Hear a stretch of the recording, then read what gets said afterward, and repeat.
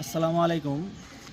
মানবিক টিম বাংলাদেশের পক্ষ থেকে আজকে আমরা মানুষের অবস্থা দেখার জন্য বেরোইছি। সাথে আছে আমাদের রুবেল স্যার আছে, রাকিব আছে, ওইদিকে আমাদের জুলহাস ভাই আছে, ভাইয়ের নাম কি? মোহাম্মদ আব্দুল করিম ভাই আছে। এখন আমাদের লিস্টে এ পর্যন্ত 30 জন মানুষের লিস্ট, 30 জন না 29 জন, 29 জন হয়ে গেছে। 29 জন হয়েছে। ইনশাল্লাহ অতি শীঘ্র 50 জনের লিস্ট বের করে আমরা মাগরিবের পরে ইনশাল্লাহ মাঠে নামবো। একটু দিন।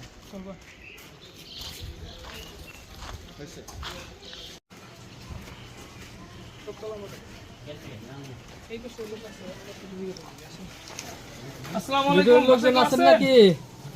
একটু বাইরে হন।